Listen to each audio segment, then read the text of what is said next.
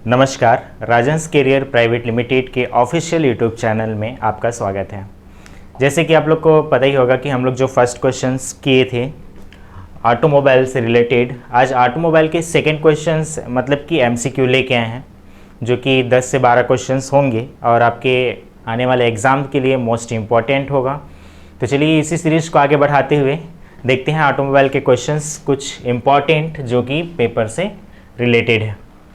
First question है, torque converter कहाँ काम आता है? तो टॉर्क कन्वर्टर का मतलब क्या होता है जी? टॉर्क को कन्वर्ट करे एज अ मैकेनिकल वर्क के लिए। तो टॉर्क कन्वर्टर जनरली आजकल के गाड़ियों में जो ऑटोमेटिक गियरिंग सिस्टम होता है उस पर हम लोग किसका उपयोग करते हैं? टॉर्क कन्वर्टर का उपयोग किया जाता है। तो इसका बी राइट आंसर होगा। नेक्स्ट क्वेश्चन है, दो शाफ्टों के सिरे को किसके सहारे जोड़े जाते हैं? अब दो शाफ्ट के सिर हैं, तो शाफ्ट के सिरे यदि इसके एक्सियल पर हैं तो इन दोनों को हम लोग क्या करते हैं? आपस में कपलिंग के द्वारा जोड़ देते हैं। कपलिंग के द्वारा जोड़ के इसको नट और बोल्ट से टाइट कर देते हैं और ये टेम्पररी ज्वाइंट होता है। तो ये किसका होगा? कपलिंग के द्वारा हम लोग इसको आपस में जोड़ते हैं। तो कपलिंग मीन्स होता है युग्म। युग्म मतलब ये हिंदी नाम है, तो इसको आपको याद रखना है, ठीक है। अगर वो एक्सिस पर नहीं है और एक्सिस से ऊपर या नीचे है, पैरेलल है या सीरीज में है, इस कंडीशन में है, तो यहाँ पर आप किसका उपयोग करोगे? गियर का उपयोग किया जाता है। क्लियर है? पुल्ली लगा रहे हो तो बेल्ट के साथ यूज करोगे। अगर गियर है तो गियर को डायरेक्टली आप वहाँ पर रख करके पावर की ट्रांसमिशन आप कर सकते हो। नेक्स्ट क्वेश्चन है, निम्न में से कौन सा पॉजिटिव ड्रॉप है? अब पॉजिटिव ड्राइव जो होता है ये चीज़ को जानना जरूरी है। पॉजिटिव ड्राइव मतलब जितना इंजन से शक्ति मिले वो पूरी के पूरे उसको मैकेनिकल एनर्जी में कन्वर्ट कर दे। मीन्स जब आप किसी क्रैंक शाफ्ट के थ्रू अगर किसी कैम शाफ्ट को चला रहे हो तो क्या होना चाहिए? वहाँ पर जितना क्रैंक शाफ्ट पावर जनरेट कर रहा है उतने को ही पूरे के पूरे क्या कर दे? वो ट्रांसमिट कर दे विदाउट कोई लॉस। तो वो क्या कहलाएगा? पॉजिटिव। तो जैसे कि आप लोग देखे होंगे कि अगर अलग अलग जो पुल्ली होता है, स्टेप पुल्ली जिसको बोला जाता है, तो अगर ये स्टेप पुल्ली है तो इसके बीच हम लोग पावर को ट्रांसमिट करने के लिए किसका उपयोग करते हैं? बेल्ट का उपयोग करते हैं। तो बेल्ट का जब उपयोग करेंगे तो बेल्ट में क्या होता है? फ्रिक्शन हो जाता है, और फ्रिक्शन होगा तो उसमें खिंचाव ज़्यादा होगा। फ्रिक्शन की वजह से हीट जनरेट होता है, जिसकी वजह से बेल्ट का साइज क्या हो जाता है? थोड़ा सा ढीला हो जाता है। और बेल्ट जब ढीला होगा तो उसमें क्या हो जाता है? पावर जो है प्रॉपर ट्रांसमिट नहीं हो पाता और वो स्लिप करना चालू कर देता है। तो जब वो स्लिप कर जाएगा तो पावर को पूरे ट्रांसमिट नहीं कर पाया, तो ये पॉजिटिव ड्राइव में नहीं आता। पॉजिटिव ड्राइव में कौन सा आता है? जैसे कि आपका चैन हो गया, गियर हो गए, ये क्या है? पॉजिटिव ड्राइव है, जिसमें दोनों आपस में मिल करके क्या होते हैं? आपस में चलते हैं और कोई भी फ्रिक्शन लॉसेस नहीं होता, वहाँ पर कोई भी पावर का लॉसेस नहीं होता। तो इसीलिए बेल्ट ड्राइव जो है किस में आएगा? पॉजिटिव ड्राइव के अंतर्गत आता है। रोप ड्राइव, रोप में आप रस्सी का उपयोग करते हो तो इसमें फिर क्या होते हैं? स्लिप होगा, जिसकी वजह से आपका पावर का लॉस होगा। दूसरा है पट्टा चालन। पट्टा चालन में भी स्लिपिंग क्रिपिंग होता है, उसके वजह से लॉसेस होते हैं। वी बेल्ट ड्राइव में भी लॉसेस होते हैं।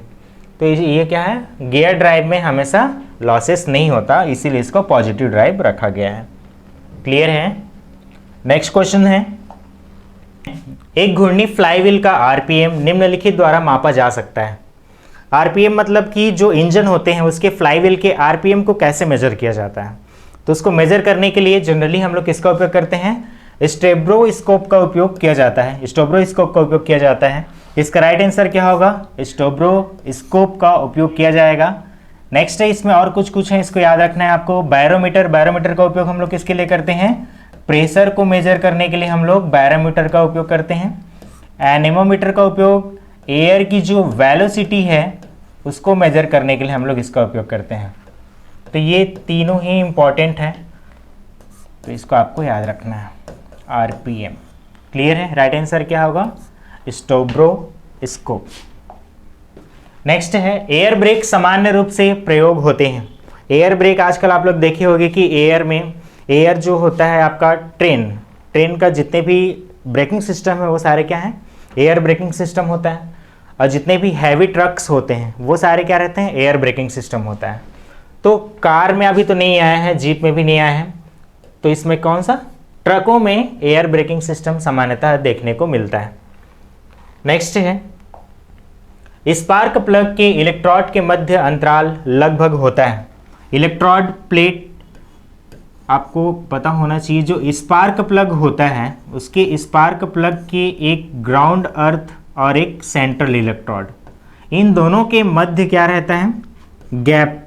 तो इसी गैप को ही बार बार पूछा जाता है, तो आपको रखना है ये जो गैप है कितना रखा जाता है करके बार बार क्वेश्चन में पूछा जाता है।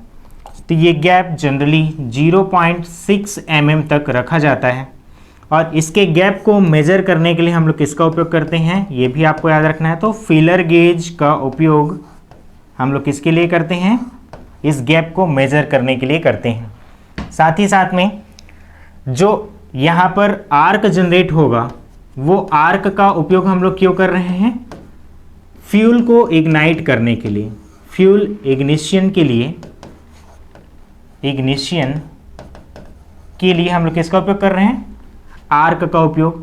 अब याद रखना स्पार्क प्लग का उपयोग हम लोग कहाँ पे करते हैं, तो इसको भी याद रखना, पेट्रोल इंजन पर, पेट्रोल इंजन में हम लोग किसका उपयोग करते हैं, स्पार्क प्लग का उपयोग किया जाता है। और पेट्रोल इंजन जनरली कौन से इंजन के अंतर्गत आते हैं, एसआई इंजन, मतलब कि स्पार्क इग्निशन इंजन के अंतर्गत आते हैं, इसको भी आपको याद रखना है। क्लियर है। नेक्स्ट क्वेश्चन है, इंजन तथा गियर बॉक्स के मध्य निम्नलिखित में से क्या लगा होता है। तो इंजन और गियर बॉक्स, सबसे पहले आपको याद रखना है कि इंजन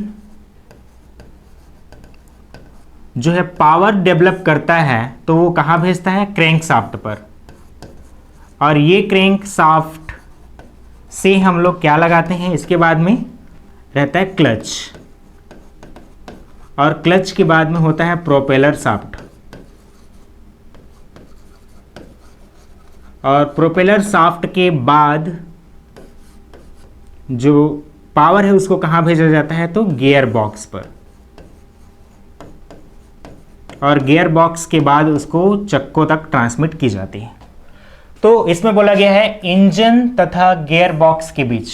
अब ये हो गया इंजन, इंजन मतलब कि क्रैंक शाफ्ट वो क्या है, पूरे इंजन तक आ गया, जो फाइनल पावर है इंजन का वो किस पे आता है, क्रैंक शाफ्ट पे आता है, तो ये इंजन के अंतर्गत आ गया। इसके बाद है clutch, propeller shaft and gear box. तो इंजन और गियर बॉक्स के बीच बोला जा रहा है, तो यहाँ पर दो चीज़ है, एक प्रोपेलर शाफ्ट और दूसरा क्लच। तो आपको याद रखना है प्रोपेलर शाफ्ट जो होता है वो पावर को किसके अनुसार ट्रांसमिट करता है, क्लच के द्वारा। क्लच जितना पावर को ट्रांसमिट करना चाहेगा उतने ही प्रोपेलर शाफ्ट गियर तक क्या करेगा, पावर को ट्रांसमिट करेगा। तो इस कंडीशन में इसका राइट आंसर क्या हो जाएगा, क्लच जो है इंजन और गियर बॉक्स के बीच में लगाए जाते हैं, तो इसका राइट आंसर क्या होगा, आंसर सी। नेक्स्ट है, यदि किसी वाहन के टायर पर 6.00 स्पेस 14.6 PR लिखा जाता है, तो इसका मतलब क्या है। तो कोई भी टायर जब आप खरीदने जाते हो तो उस टायर में क्या रहता है, उसकी वेट और उसकी थिकनेस, जितना थिकनेस का वो रहेगा। तो 6 मीन्स होता है कि इसकी थिकनेस कितनी है, थिकनेस या फिर उसका वेट, ये दोनों ही क्या होता है, मेजर किया जाता है, और ये मेजर किया जाता है इंचों में। क्लियर है। दूसरा है 14.6, ये क्या चीज को लिखा जाता है, PR। PR मतलब होता है प्लाई, प्लाई रेटिंग। तो प्लाई रेटिंग जो होगा वो कितना दिया है, यहाँ पर 14.6 दिया है, तो 6 यहाँ पर क्या चीज को शो कर रहा है, उसकी थिकनेस या फिर विड्थ को। तो यहाँ पर देखिए 14 इंच प्लाई रेटिंग तो हो नहीं सकता, क्योंकि प्लाई रेटिंग क्या होता है, वो प्लाई अलग अलग लेयर होता है। 6 सेंटीमीटर है नहीं, क्योंकि वो इंच में शो किए जाते हैं, तो 6 इंच उसका क्या है, विड्थ होगा उस टायर का। इस चीज का राइट आंसर कौन सा होगा, ऑप्शन नंबर सी। नेक्स्ट है, हवा और पेट्रोल का निम्नलिखित में से कौन सा मिश्रण का अनुपात आइडल स्पीड के लिए ठीक मात्रा का मिश्रण है। तो आइडल स्पीड के लिए जो एयर और पेट्रोल का मिश्रण है, इन दोनों के मिश्रण से ही क्या होता है, इंजन के अंदर, इंजन में केमिकल एनर्जी से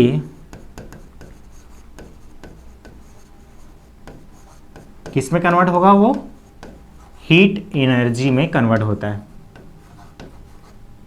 तो एयर और फ्यूल का अगर रेशियो सही नहीं होगा तो याद होगा आपके, कई बार बोलते हैं कि गाड़ी का एवरेज नहीं आ रहा है, बोलते हैं वो एवरेज क्या चीज़ की वजह से है कि एयर को कम कर देना और पेट्रोल को ज़्यादा देना। तो जब पेट्रोल ज़्यादा दोगे तो एवरेज कम आएगा, मतलब कि उसी 1 लीटर पेट्रोल में आप कभी 20 किलोमीटर जाते थे तो वो 15 किलोमीटर जाओगे।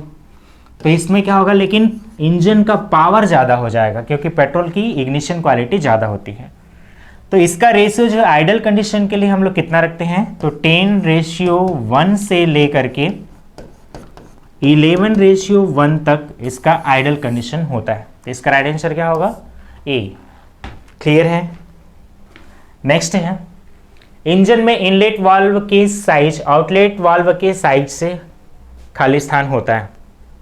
मतलब इंजन में 2 वाल्व्स होते हैं, आपको तो पता ही होगा कि एक होता है इनलेट वाल्व और दूसरा होता है आउटलेट वाल्व। और ये दोनों कहाँ पर लगाए जाते हैं, इंजन के हेड पर, सिलेंडर हेड जिसको बोला जाता है। क्लियर है। और नीचे क्या रहेंगे, इसके सिलेंडर रहेंगे और यहाँ पर एक पिस्टन रहेगा। तो जब पिस्टन TDC से, TDC मीन्स होता है टॉप डेड सेंटर से BDC की ओर आएगा, बॉटम डेड सेंटर की ओर आएगा, तो क्या करता है, सक्शन करता है फ्यूल को। तो जब सक्शन करेगा फ्यूल को तो यहाँ से क्या हो जाएगा, फ्यूल की एंट्री होगी। चूंकि सक्शन के दौरान यहाँ पर नेगेटिव प्रेशर जनरेट होता है, तो नेगेटिव प्रेशर में कोई भी गैसियस पार्टिकल्स को जाने में थोड़ा सा प्रॉब्लम होता है। इसीलिए वहाँ पर क्या लगाया जाता है, इनलेट वाल्व को थोड़ा सा बड़ा बनाया जाता है ताकि ज़्यादा से ज़्यादा वहाँ पर सक्शन दी जा सके। और आउटलेट वाल्व को छोटा बनाया जाता है क्योंकि जब इसकी इग्निशन आ जाएगी तो इग्निशन जब होगा तो क्या होगा, गैस बहुत ज़्यादा प्रेशर में हो जाएगा, तो वहाँ से वो आसानी से रिलीज हो सकता है। इसीलिए इसके आउटलेट वाल्व को छोटा बनाया जाता है और इनलेट वाल्व को बड़ा बनाया जाता है। तो इसका राइट आंसर क्या रहेगा, आउटलेट वाल्व के साइज से बड़ा होता है। तो इसका राइट आंसर क्या हो जाएगा, ऑप्शन नंबर बी। नेक्स्ट है, फ्यूल ट्रांसफर पंप चलता है। फ्यूल ट्रांसफर पंप का मेन काम क्या होता है, इंजन में फ्यूल की सप्लाई को बरकरार रखना। तो फ्यूल पंप को चलाने के लिए हम लोग कैम शाफ्ट का उपयोग किया जाता है। तो इसका राइट आंसर हो जाएगा सी। और कैम शाफ्ट को चलाने के लिए हम लोग किसका उपयोग करते हैं, तो क्रैंक शाफ्ट का उपयोग किया जाता है। इस चीज़ को भी आपको याद रखना है। क्लियर है। आपको ये वीडियो समझ में आया कि नहीं आया, कमेंट्स करके जरूर बताइएगा। And thanks for watching this video. अच्छा लगा हो तो लाइक करना एंड सब्सक्राइब करना बिल्कुल मत भूलिएगा। मिलते हैं नेक्स्ट वीडियो में।